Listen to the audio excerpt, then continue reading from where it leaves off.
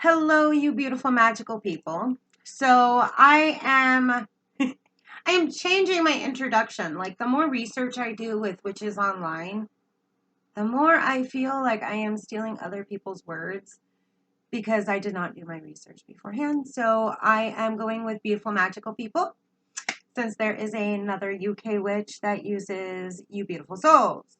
So on that note, if this is the first time you are clicking on my channel, I greatly appreciate it. If you could push that subscribe button and give me a big thumbs up, it really helps my channel so that I can succeed in bringing you up to par modern witchcraft ideas, thoughts, and whatnot. So on that note, my usual spiel is I am not getting paid for any marketing or advertising, and I am giving you what I know from the knowledge that I have honed over the years and sharing it with you. So, before we get started, I am going to just mystify myself with some cleansing spray. We're going to cleanse around here. So, I have been dealing with a lot of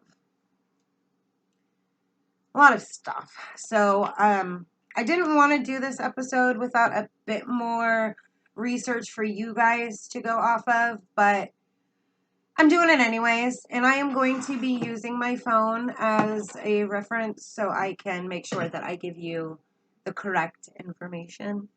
So today's video is going to be about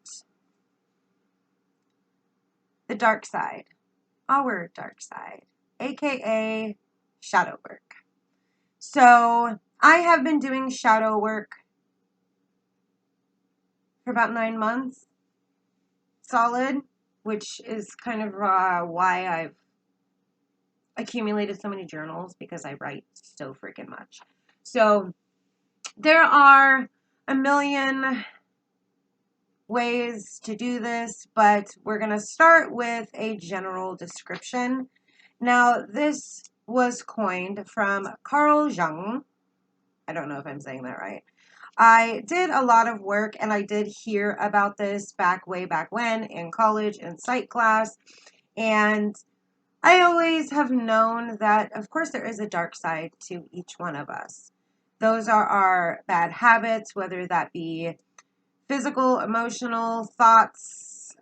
It doesn't really matter. Anything that is negative that we do to ourselves. That is just an overall gist. But I did find a very good, it's by Inked Goddess Creations on Pinterest. Now, again, you can go on Pinterest, but you have to make sure you phrase correctly because it'll just give you Book of Shadows, since it is extremely hard to make sure you get the right thing. So, the shadow selves, this is a quote from Megan Winkler. She wrote this article on Inked Goddess Creations on November 1st, 2019. Quote, "The shadow self, sometimes simply called our shadow, is the unconscious part of the brain which drives a large amount of our behavior, automatic responses to triggers, deep-seated habits, and emotional patterns.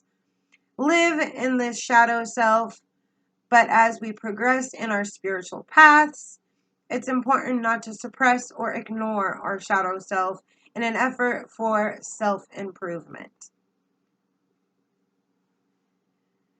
It continues to say, the header on this one is, what is the shadow self? Quote, "The concept of the shadow self comes from Jungian psychology. Carl Jung was a colleague of Sigmund Freud, which, if you're into witchcraft, most of us have taken a psych class or 2 or 5. I love psychology. Sigmund Freud, but don't let this disillude you from his theories. Taking Freud's concepts of conscious and subconscious mind a step further, Jung identified the disowned, shamed parts of our mind as our dark side, and often spoke of our repressed desires as the shadow.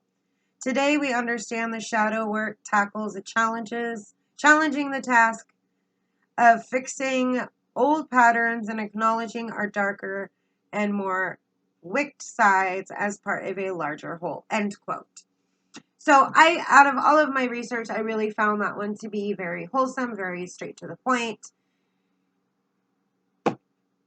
And now it comes to trying to figure out, do you want to know and understand that part of yourself? A lot of people want to act like it does not exist, even the perfect ones. We all get to our darker selves through something starting probably from childhood. So we stem those issues and it becomes a greater thing. And then it becomes a part of us. So it does mold us. It does make us who we are. So just because I grew up with a young mother and I grew up very quickly and I am a strong person does not mean that there is a dark side to not be understood. Now, I do see a therapist. I've been seeing a therapist for a long time, and almost every single witch that I adore has come out and just straight said that they see psychologists. And so it does feel much better knowing that you're not alone, that you're not crazy. It's just somebody that you talk to that is biased, that doesn't hone, well, I'm sure they do, but they're not like talking to a family or a friend. It's something that is easier to let things out that you wouldn't typically let out. And so starting there would be a good starting point to understand your darker side and those things that you do that you don't even know you do sometimes. I have a long history, including addiction. I was an addict for 15 years. I took prescription pills and I was an alcoholic. Unfortunately, those things are very common in my family on my mother's side. And so I didn't get there just because I got there. I got there because I was trying to suppress those dark things and not wanting to acknowledge the darker side of myself. And so when you are able to finally come out of your hole, if you are ever so strong enough, because a lot of addicts don't come out of the other end, and it's so sad, but sometimes it takes something really bad or sinister to happen to you to either make you wake up or say screw it all. So if you've reached some point in your life and you want to start navigating the darker side of yourself and understanding your habits, out of all the books that I have found and read, either be by a friend who, aka I love you Tabitha, for my mother's a narcissist. That was an interesting piece. It's so true. I did grow up with a very young mother. She was 15 when she had me. So it was, needless to say, my childhood was not as the norm.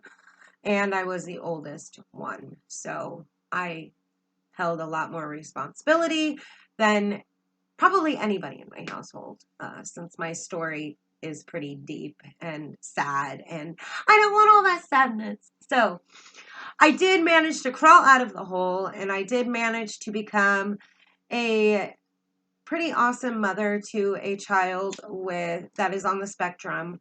I love him absolutely more than anything in the world, but he has definitely taught me a lot.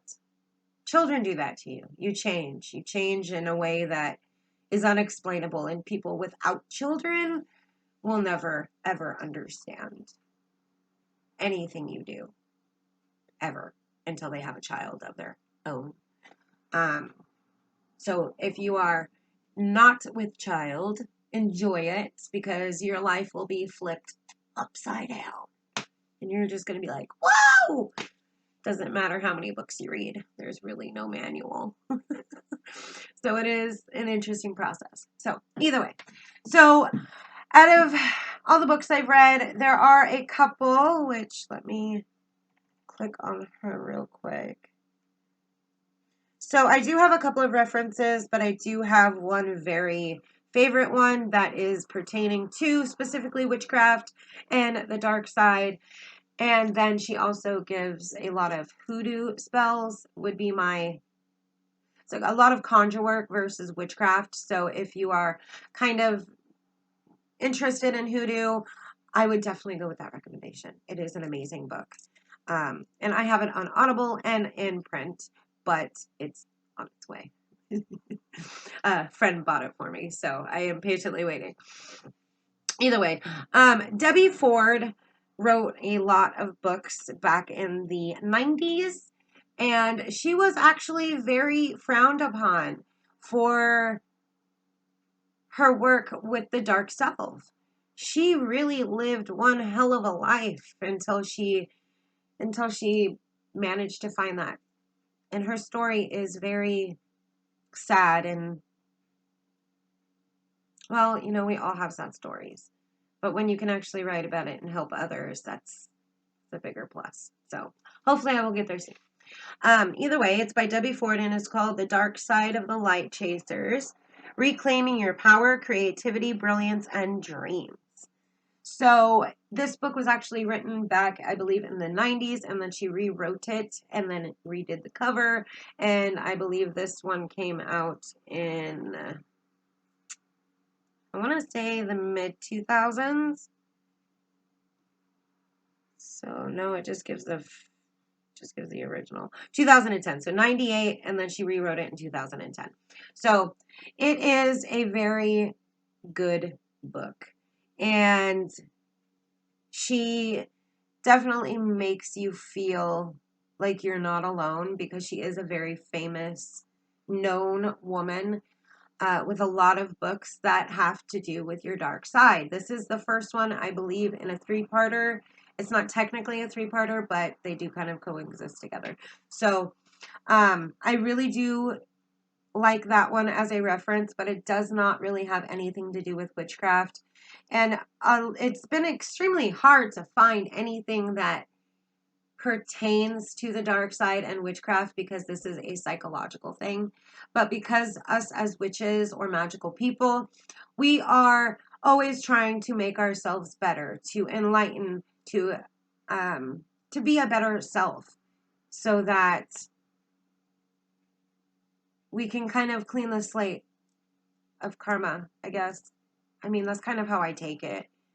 I know it's not correct, but I mean, after all the crappy things that you did because of your dark self and all the people that you hurt along the way, there's not enough apologies and enough fixing to make that go away. It is in the past. And unfortunately, you have to, what's the word I'm looking for? You have to own it. You really have to own it. And then you have to claim it and you have to move past it. So to do that, I do have a Pinterest board on my board for my Witchcraft BOS. And there is a whole section in there of pins that I have found and articles pertaining to the dark self and how to achieve being a better you and owning that. So, I mean, it's really like saying, hey, I was a drug addict. I stole from people, and now I am acknowledging what I did was screwed up, and I am sorry for what I did. And all I can do is move past that, because I can't change anything. It already happened. I don't have a time machine that says, hey, you know, I was an addict of sex. You know, I was 22 and loved going to see different men, or I went on a fun magical journey across the world and screwed a bunch of people. That's still an addict, FYI. If you're insistent on having sex with a lot of hot dudes, that's still an addict. Just so you know. So, all of these are addressed in W4's book. And then it is very much so addressed in my new fave. Let me bring it up here. Now, this is the third time I have listened to this Audible book. It is the only one I have listened to. They're probably like, why isn't this woman using her other credit? It is by Kate Freuler. I don't know how to say her last name. And it's Of Blood and Bones. And it's working with shadow magic and the dark moon. So everything I have been doing to address those things and to banish what I cannot change has been during the dark moon. So now we're shooting over to witchcraft. We're getting out of psychology and here we are into witchcraft. But this woman, the way that she writes it is so in your face. You have no chance to even really think about it. You're just like, wow, damn, she is on point. You cannot move forward and become a higher self without addressing your darker self. That self that has patterns that you are changing. And she also discusses that no matter how much you change and you become a better person, some of the people that you hurt along the way just will not ever give you another chance. And whether that be friend, family, or foe. And it really sucks.